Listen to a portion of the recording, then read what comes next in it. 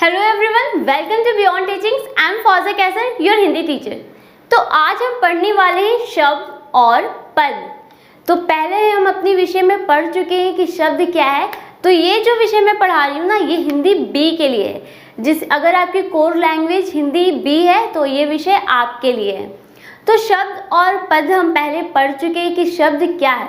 तो शब्द क्या होता है, जब छोटे छोटे वर्णों के टुकड़े जो रहते हैं, जब हम उन्हें जोड़ देते हैं और जोड़ने के बाद उनको एक सार्थक और एक व्यवस्थित ढंग से जब हम बोलते हैं तो उसे क्या कहते हैं, शब्द कहते हैं। जैसे का, माँ और ला, अगर आप इसे जोड़ोगे तो क्या होगा, कमल।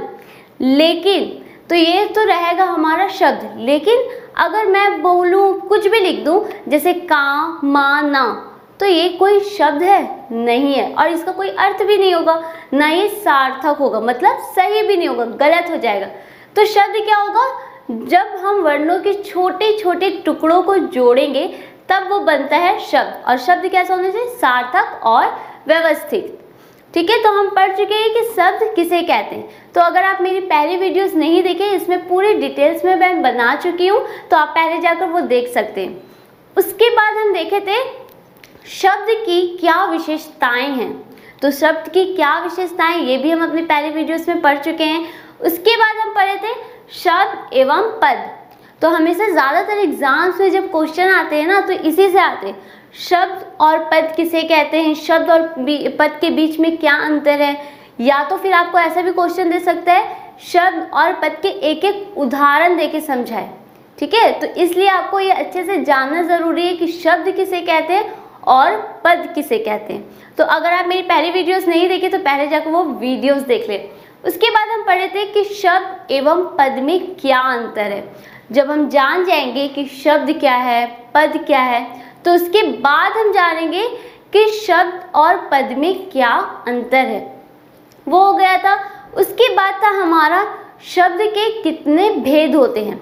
तो शब्द जो है ना, उसके निम्नलिखित आधार पर 4 प्रकार में बांटा गया है। ठीक है, पहला रहता था हमारा उत्पत्ति के आधार पर, शब्द को 4 भागों में बांट दिया गया था। ये भी हम पहले पढ़ चुके हैं। पहला क्या था हमारा, तत्सम, तद्भव, देशज और आगत या विदेशी। तो ये 4 शब्द थे जो हम पहले वीडियोस में पढ़ चुके हैं। तो आज जो हम पढ़ने वाले हैं वो है बनावट के आधार पर शब्द को कितने भेद हैं। ठीक है, बनावट के आधार में भी शब्द को बांटा गया है। अब जब हम पढ़ेंगे कि बनावट के कितने भागों में बांटा गया है, तो वो भी है। ठीक है, बनावट को तो 3 भागों में बांटा गया। अब वो क्या है, वो हम अपनी आज की जो विषय है ना, उसमें हम यही पढ़ने वाले। उसके बाद है हमारा प्रयोग के आधार पर, ये भी हम पढ़ेंगे। और उसके बाद होगा हमारा अर्थ के आधार पर। फिर उसके बाद हम पढ़ेंगे कि पद क्या है।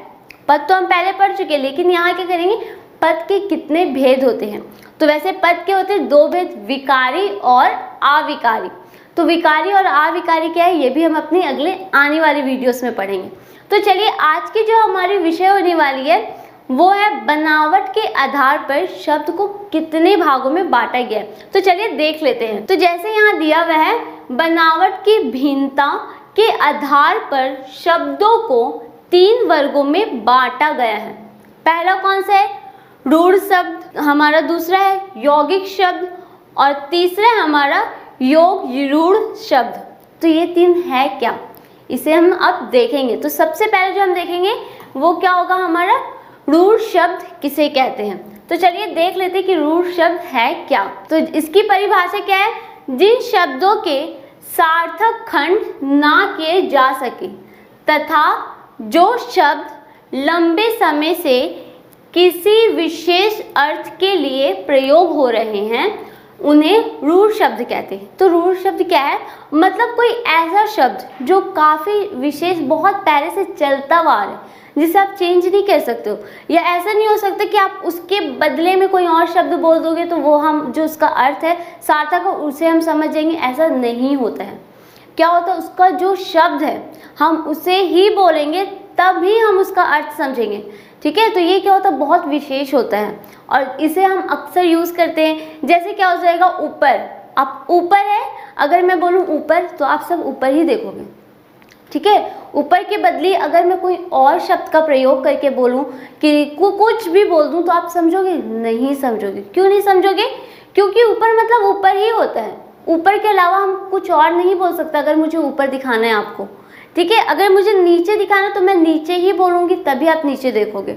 उसके अलावा कोई और शब्द मैं नहीं प्रयोग कर सकती या फिर कोई और शब्द नहीं बोल सकती। जैसे हम पढ़ते हैं ना अनेक शब्द, ये सारे जो रहते हैं एक शब्द के अनेक शब्द, तो उसमें क्या रहता है? एक शब्द रहता है लेकिन उसके अनेक शब्द होते हैं, ठीक है। तो उसे अगर हमें वो शब्द समझना है तो हम अगर बहुत सारे शब्द अगर कुछ भी बोल दें तो हम समझ जाएंगे। मतलब कुछ भी नहीं, कोई शब्द होता है उसे बोलेंगे तो हम समझ सकते हैं। लेकिन ये शब्द क्या होता है? अगर ऊपर है तो हम ऊपर ही बोलेंगे, अगर नीचे तो नीचे ही बोलेंगे, अगर ये पैर है मेरे तो पैर ही बोलेंगे, इसको हाथ तो नहीं बोलेंगे ना। अगर मैं पैर बोलूँगी तभी आप समझ जाओगे कि हाँ मैं पैर के बारे में बोल रही हूँ। तो ये क्या होता है? रूढ़ शब्द। मतलब ये क्या होता है? ये कभी भी नहीं बदल सकता, ठीक है। ये सार्थक नहीं होता है, ये सार्थक नहीं होगा और ये कभी नहीं बदलेगा। जैसे ऊपर है तो ऊपर ही बोलेंगे। जैसे यहाँ लिखा हुआ भी उदाहरण, ऊपर, नीचे, पैर, कच्चा, कमल, फूल, वृक्ष, रथ, पत्ता आदि। मतलब ऐसे बहुत सारे शब्द होते हैं जिसका सिर्फ एक ही अर्थ होता है। बहुत सारे शब्द हम उसे प्रयोग नहीं कर सकते उसके बारे में समझाने के लिए। तो ये होता है हमारा रूढ़ शब्द। तो आपसे पूछ भी सकते हैं कि बनावट के आधार पर शब्दों को कितने भागों में बांटा गया है। तो कितने भागों में बांटा गया है ये आपको याद करना है, ठीक है। और ये समझ जाना है कि आपको कितने भागों में बांटा गया है। समझ जाओगे तो फिर आप ये लिख सकते हो। रूढ़ शब्द किसे कहते हैं? लिख देना आप, जिन शब्दों के सार्थक खंड ना किए जा सके तथा जो शब्द लंबे समय से किसी विशेष अर्थ के लिए प्रयोग हो रहे हैं उन्हें रूढ़ शब्द कहते हैं। तो ये था हमारा रूढ़ शब्द। अब इसके बाद हम देखेंगे, रूढ़ शब्द तो हो गया, अब दूसरा क्या है हमारा? यौगिक शब्द। तो अब यौगिक शब्द क्या होता है? यौगिक शब्द क्या होता है? दो या दो से अधिक शब्दों का या शब्दांशों द्वारा निर्मित शब्दों को यौगिक शब्द कहते हैं, ठीक है। तो जैसे क्या है? दो या दो से अधिक, मतलब कभी होता है ना कि दो शब्द है, दोनों का हम जोड़ के बोलते हैं, लेकिन अगर हम उसे अलग भी करेंगे तो अलग भी हम पढ़ सकते हैं। जैसे यहाँ दिया हुआ है, उसकी उदाहरण क्या है? रसोई घर। आप रसोई भी अगर मैं बोलूँगी तो आप समझ जाओगे, ठीक है। रसोई भी क्या है? रसोई हम बोलेंगे कि रसोई जाना है तो आप समझ जाओगे। घर हम पूरा घर को समझ लेते हैं, ठीक है। तो इसमें क्या किया गया है? दो शब्द है, एक हो गया हमारा रसोई और दूसरा हो गया हमारा घर। तो क्या हो गया? ये रसोई घर। तो इन्हें क्या किया गया है? दोनों को जोड़ दिया गया है, ठीक है। ये दो शब्द थे। और वैसे ही यहाँ एक दूसरा उदाहरण है अनजान। यहाँ अन है और दूसरा शब्द क्या है हमारा? जान। तो इसमें क्या होता है? यौगिक शब्द में दो या फिर दो से अधिक शब्द जुड़ जाते हैं, ठीक है। दो से अधिक शब्द जुड़ के किसी का अर्थ बताते हैं, किसी के बारे में बताते हैं। जैसे यहाँ दिया हुआ भी है, दो या दो से अधिक शब्दों या शब्दांशों द्वारा निर्मित, ठीक है। ये क्या होता है? दो शब्द जब मिलके किसी एक चीज़ को निर्माण करते, किसी एक चीज़ के बारे में बोलते हैं। जैसे यहाँ था ना, रसोई और घर बन के मिल गया, दो शब्द मिला तो क्या बना हमारा? रसोई घर। वैसे दूसरा क्या था हमारा? अन और जोड़ जान, तो क्या हो गया हमारा? अनजान। यहाँ भी दो शब्द है, जैसे यहाँ है अभी जोड़ मानी, तो क्या हो गया हमारा? अभी मानी। उसके बाद है पाठ, फिर जोड़, फिर शाला, तो क्या हो गया हमारा? पाठशाला। तो रूढ़ शब्द क्या है? यौगिक शब्द क्या है? समझ गए। रूढ़ शब्द में क्या होता है? जो शब्द सार्थक ना किया जा सके, ठीक है, और जिसको क्या रहता है? जो बहुत लंबे समय से किसी विशेष चीज़ पे अर्थ बताए। जैसे ऊपर नीचे हो गया, पैर हो गया, दाएं बाएं, जो भी हो सकता है, मतलब जिसके बारे में हम एक ही शब्द बोले तभी हम समझते, ठीक है। और दूसरा क्या था हमारा? यौगिक शब्द क्या है? जब दो या दो से अधिक शब्द मिलके कोई एक नया शब्द बनाए तो उसे हम क्या कहते हैं? उसे कहते हैं यौगिक शब्द, ठीक है। एक नया शब्द निर्मित करते हैं वो। तो ये तो था हमारा यौगिक शब्द। अब उसके बाद हम देखेंगे हमारा तीसरा है योग रूढ़ शब्द। तो योग रूढ़ शब्द क्या कहते हैं? यहाँ देखिए क्या है, यहाँ दोनों, जैसे हम पहले पढ़े थे ना रूढ़ शब्द, तो यहाँ रूढ़ भी है और यौगिक का योग भी है। तो अब ये दोनों मिलके एक नया बने, ये तीसरा है, ठीक है। बनावट के आधार पे ये तीसरा भाग है जिसमें बांटा गया है। अब इसका क्या हम पढ़ लेते हैं। जो यौगिक शब्द किसी विशेष अर्थ को प्रकट करते हैं उन्हें योग रूढ़ शब्द कहते हैं। जैसे क्या है इसमें, जब कोई एक शब्द मिल जाए, ठीक है, कोई एक शब्द मिल के किसी का अर्थ हमें बताए, किसी के, जैसे यहाँ लिखा हुआ ना अनेक शब्द, जैसे यहाँ है जो यौगिक शब्द किसी विशेष अर्थ को, किसी का विशेष अर्थ बताए, कोई एक शब्द रहे और जिसका विशेष अर्थ हो, जिसे हम समझे, ठीक है, कोई इसका अच्छा से एक अर्थ हो, तब वो क्या होता है हमारा योग रूढ़ शब्द। तो क्या है इसके कुछ उदाहरण, जैसे यहाँ है चिड़ियाघर।